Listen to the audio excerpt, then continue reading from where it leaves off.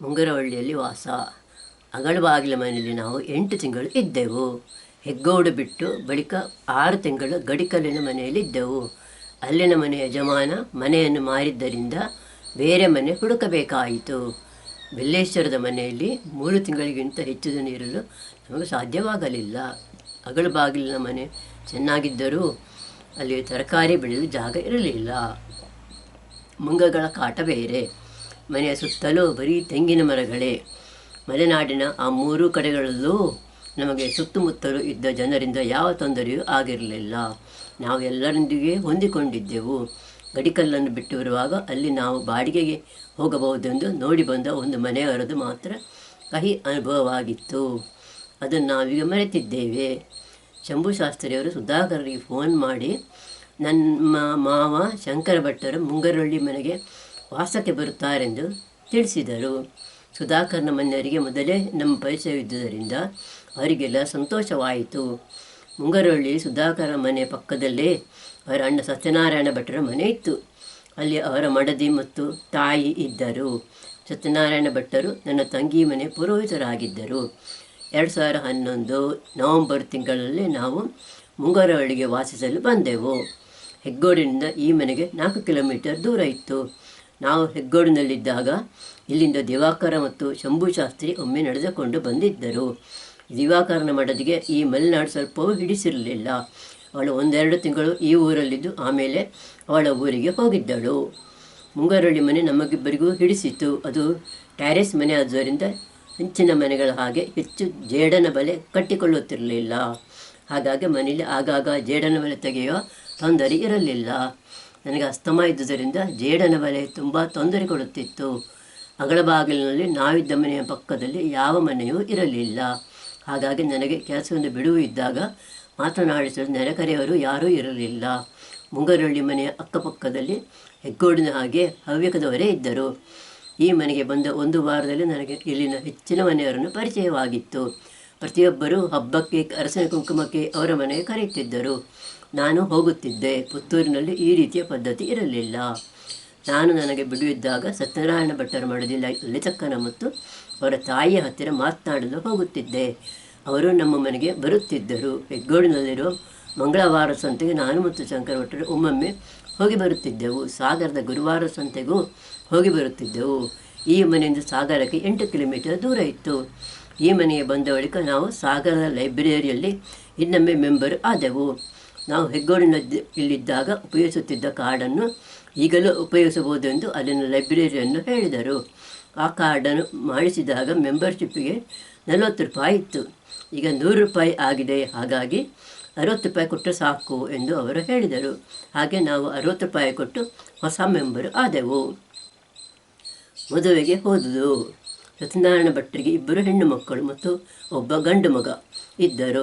ದೊಡ್ಡ ಮಗಳ ಹೆಸರು ಅಶ್ವಿನಿ ಮತ್ತು ಇನ್ನೊಬ್ಬ ಮಗಳ ಹೆಸರು ಅರ್ಚನಾ. ಮಗನ ಹೆಸರು ವಿನಯ. ಆ ಊರಲ್ಲಿ ಸಾಮಾನ್ಯವಾಗಿ ಹೆಚ್ಚಿನವರಿಗೂ ಅಡ್ಡ ಹೆಸರು ಇತ್ತು. ವಿನಯನನ್ನು ಎಲ್ಲರೂ ಒಪ್ಪಿ ಎಂದು ಕರೆಯುತ್ತಿದ್ದರು. ಹೆಗ್ಗೋಡಿನಲ್ಲೂ ಸುಬ್ರಹ್ಮಣ್ಯನಿಗೆ ಮತ್ತು ಅವನ ಮಕ್ಕಳಿಗೆ ಅಡ್ಡ ಹೆಸರಿತ್ತು. ಸತ್ಯನಾರಾಯಣ ಭಟ್ಟರ ಮಗಳು ಅಶ್ವಿನಿ ಬೆಂಗಳೂರಲ್ಲಿ ಕೆಲಸದಲ್ಲಿದ್ದಳು. ಅರ್ಚನಾ ಹೆಗ್ಗೋಡಿನ ರೂಪಶ್ರೀ ಕಾಲೇಜಿನಲ್ಲಿ ಕೆಲಸದಲ್ಲಿದ್ದಳು. ಅವಳ ಅಮ್ಮನ ಮನೆಯ ಹತ್ತಿರವೇ ಮುಂಗರವಳ್ಳಿಯಲ್ಲಿತ್ತು. ಅವಳ ಪತಿ ಸಾಗರದಲ್ಲಿ ಆಯುರ್ವೇದ ಫಾರ್ಮಸಿ ಇಟ್ಟುಕೊಂಡಿದ್ದರು. ವಿನಯ ಬೆಂಗಳೂರಿನಲ್ಲಿ ಕೆಲಸದಲ್ಲಿದ್ದ. ನಾವಿದ್ದ ಮನೆಯಿಂದ ಸ್ವಲ್ಪ ದೂರದಲ್ಲಿ ಸುಬ್ರಾಯ ಭಟ್ಟ ಮತ್ತು ಅವರ ಮಡದಿ ಭಾರತೀಯ ಮನೆ ಇತ್ತು. ಭಾರತೀಯ ನನ್ನ ಹಾಗೆ ಕನ್ನಡ ಕಾದಂಬರಿಯನ್ನು ಓದುವ ಹವ್ಯಾಸ ಇತ್ತು. ಅವರ ಮನೆಯಲ್ಲಿ ಸಾಯಿಸುತ್ತೆಯ ಬರೆದ ಸುಮಾರು 100 ಕಾದಂಬರಿಗಳಿದ್ದವು. ನನಗೂ ಅವರಂತೆ ಸಾಯಿಸುತ್ತೆಯ ಕಾದಂಬರಿಗಳು ಇಷ್ಟವಾಗುತ್ತಿದ್ದವು. ಭಾರತೀಯವರನ್ನು ಪರಿಚಯವಾದ ದಿವಸವೇ ನಾನು ಅವರಿಂದ 2 ಕಾದಂಬರಿಗಳನ್ನು ಓದಲು ತೆಗೆದುಕೊಂಡು ಬಂದೆ. ಹೀಗೆ ಕಥೆಪುಸ್ತಕಗಳ ಮೂಲಕ ನಮ್ಮ ಪರಿಚಯವಾಯಿತು. ನನಗೆ ಮನೆ ಕೆಲಸದಿಂದ ಬಿಡುವಿದ್ದಾಗ ನಾನು ಅವರ ಮನೆಗೆ ಹೋಗಿ ಸಾಯಿಸುತ್ತೆ ಬರೆದ ಪುಸ್ತಕಗಳನ್ನು ಓದಲು ತೆಗೆದುಕೊಂಡು ಬರುತ್ತಿದ್ದೆ. ನಾನು ಲೈಬ್ರರಿಯಿಂದ ತಂದ ಪುಸ್ತಕಗಳನ್ನು ಅವರಿಗೆ ಓದಲು ಕೊಡುತ್ತಿದ್ದೆ. ಅವರು ಸಾಮಾನ್ಯವಾಗಿ ಎಲ್ಲಿಗೂ ಹೊರಗೆ ಹೋಗುತ್ತಿರಲಿಲ್ಲ. ಅವರ ಆರೋಗ್ಯ ಅಷ್ಟು ಚೆನ್ನಾಗಿರಲಿಲ್ಲ. ಅವರ ಮನೆ ಕೆಲಸವನ್ನು ಹೆಚ್ಚಾಗಿ ಅವರ ಪತಿಯೇ ಮಾಡುತ್ತಿದ್ದರು. ಅವರ 2 ಕೈಯ ಬೆರಳುಗಳು ಅರ್ಧ ಮಡಚಿದಂತಿತ್ತು. ಯಾವುದೋ ಮದ್ದಿನಿಂದ ಹಾಗಾದುದಂತೆ. ನಾವು ಆ ಊರಲ್ಲಿದ್ದಾಗ ಸತ್ಯನಾರಾಯಣ ಭಟ್ಟರ ಮಗಳು ಅಶ್ವಿನಿಯ ಮದುವೆ ಇತ್ತು. ಅವರ ಮನೆಯಲ್ಲಿ ಯಾವುದೇ ಫಂಕ್ಷನ್ ಇದ್ದರೂ ಲಲಿತಕ್ಕ ನನ್ನನ್ನು ಕರೆಯುತ್ತಿದ್ದರು. ನಮ್ಮೂರ ಹವ್ಯಕದವರ ಮದುವೆಗೂ ಈ ಊರಿನ ಹವ್ಯಕದವರ ಮದುವೆಗೂ ನಡುವೆ ಕೆಲವೊಂದು ವ್ಯತ್ಯಾಸಗಳಿದ್ದವು. ಹಾಗಾಗಿ ನಾನು ಕುತೂಹಲದಿಂದ ಈ ಊರಿನ ಮದುವೆಗಳನ್ನು ನೋಡಲು ಹೋಗುತ್ತಿದ್ದೆ. ಆದರೆ ಶಂಕರ್ ಭಟ್ಟರು ಯಾವ ಕಾರ್ಯಕ್ರಮಕ್ಕೂ ಹೋಗುತ್ತಿರಲಿಲ್ಲ. ಚಿಕ್ಕಂದಿನಿಂದಲೂ ಅವರಿಗೆ ಹೀಗೆ ಅಭ್ಯಾಸವಾಗಿತ್ತು. ಇನ್ನೊಂದು ದಿವಸ ಸತ್ಯನಾರಾಯಣ ಭಟ್ಟರ ಮಗ ವಿನಯನ ಮದುವೆ ಇತ್ತು. ಹುಡುಗಿ ಲಲಿತಕ್ಕನ ಅಣ್ಣನ ಮಗಳು ಅರ್ಪಿತಾ. ಮದುವೆ ಸಾಗರದ ಕಲ್ಯಾಣ ಮಂಟಪದಲ್ಲಿತ್ತು. ಶಂಕರ್ ಭಟ್ಟರು ನನ್ನನ್ನು ಸಾಗರದಲ್ಲಿ ಮದುವೆಯರ ಕಲ್ಯಾಣ ಮಂಟಪದ ಹತ್ತಿರ ಬಿಟ್ಟು ವಾಪಸ್ಸು ಮುಂಗರವಳ್ಳಿಗೆ ಹೋಗಿದ್ದರು. ಮಧ್ಯಾಹ್ನ ಊಟವಾದ ಬಳಿಕ ನಾನು ಸುಧಾಕರ ಮತ್ತು ಅವರ ಮಡದಿ ಭಾರತೀಯವರ ಜೊತೆ ಅವರ ಕಾರಿನಲ್ಲಿ ಹಿಂದಿರುಗಿ ಮನೆಗೆ ಬಂದೆ. ಮಾರನೇ ದಿವಸ ಸತ್ಯನಾರಾಯಣ ಭಟ್ಟರ ಮನೆಯಲ್ಲಿ ಗೃಹ ಪ್ರವೇಶದ ಕಾರ್ಯಕ್ರಮ ಇತ್ತು. ಬೆಂಗಳೂರಿನಿಂದ ನನ್ನ ತಂಗಿ ಶೋಭಾ ಮತ್ತು ಅವಳ ಮಗ ರವಿ ಬಂದಿದ್ದರು. ನಾನು ಅವರ ಜೊತೆ ಸತ್ಯನಾರಾಯಣ ಭಟ್ಟರ ಮನೆಗೆ ಹೋಗಿದ್ದೆ. ಮನೆ ಅಂಗಳದಲ್ಲಿ ಮದುಮಕ್ಕಳನ್ನು ಎತ್ತರದ ಸ್ಟೇಜಿನಲ್ಲಿ ಕುರ್ಚಿಯ ಮೇಲೆ ಕುಳ್ಳಿರಿಸಿದ್ದರು. ಆ ದಿವಸ ಅಲ್ಲಿಗೆ ತುಂಬ ಮಂದಿ ಬಂದಿದ್ದರು. ಬಂದವರೆಲ್ಲ ಸಾಲಾಗಿ ಹೋಗಿ ಮದುಮಕ್ಕಳಿಗೆ ಉಡುಗೊರೆ ಕೊಡುತ್ತಿದ್ದರು. ನಾನು ಮತ್ತು ನನ್ನ ತಂಗಿ ಸಾಲಿನಲ್ಲಿ ನಿಂತು ಉಡುಗೊರೆ ಕೊಟ್ಟು ಬಂದೆವು. ನಾನು ವಿನಯನಿಗೆ ಮತ್ತು ಅರ್ಪಿತಾಗೆ ನಾನು ಬರೆದ ಪುಸ್ತಕಗಳನ್ನು ಕೊಟ್ಟೆ.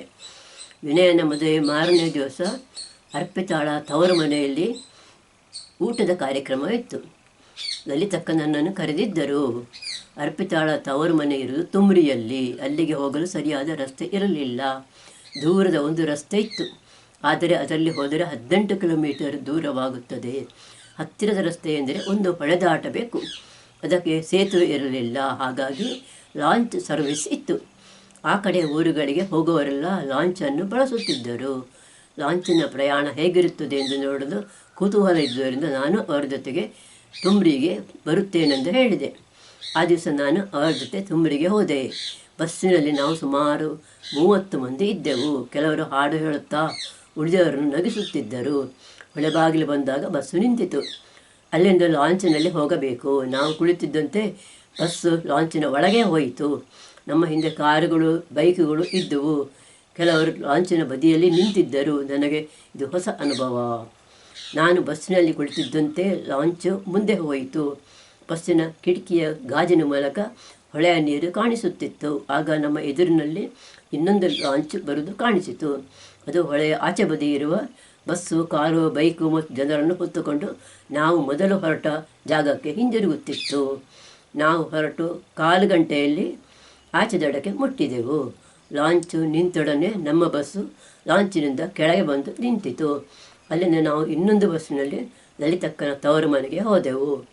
ಅಲ್ಲಿ ನನಗೆ 100 ವರ್ಷದವರಾದ ಲಲಿತಕ್ಕನ ತಾಯಿಯ ಪರಿಚಯವಾಯಿತು. ಅವರು ನಮ್ಮನ್ನು ಮಾತನಾಡಿಸಿದರು. ಆ ಮನೆಯ ಪಕ್ಕದಲ್ಲಿ ಸುಧಾಕರನ ಮಡದಿ ಭಾರತೀಯ ತವರ ಮನೆ ಇತ್ತು. ಸುಧಾಕರ ಮತ್ತು ಭಾರತಿ ಆ ಮನೆಗೆ ಹೋಗಿ ಊಟದ ಹೊತ್ತಿನಲ್ಲಿ ಅಲ್ಲಿಗೆ ಬಂದರು. ತುಮರಿಯಲ್ಲಿ ಸಿಗಂದೂರು ದೇವಿಯ ದೇವಸ್ಥಾನ ಇದೆ. ನಾವು ಊಟವಾದ ಬಳಿಕ ಆ ದೇವಸ್ಥಾನಕ್ಕೆ ಹೋಗಿ ಅಲ್ಲಿಂದ ಲಾಂಚಿನಲ್ಲಿ ಹೊಳೆಬಾಗಿಲಿಗೆ ಬಂದೆವು ಮತ್ತು ಅಲ್ಲಿಂದ ಬಸ್ಸಿನಲ್ಲಿ ಮುಂಗರಹಳ್ಳಿಯ ಮನೆಗೆ ಬಂದೆವು. ವರ್ಷಕ್ಕೊಂದರಂತೆ ಶಂಕರ್ ಭಟ್ಟರು ಬರೆದ ಪುಸ್ತಕಗಳು ಪ್ರಕಟವಾಗುತ್ತಿದ್ದುವು. ಮೊದಲಿಗೆ ಅವರು ಭಾಷಾ ಪ್ರಕಾಶನ ಮೇಳದಲ್ಲಿ ಅವನ್ನು ಪ್ರಕಟಿಸುತ್ತಿದ್ದರು.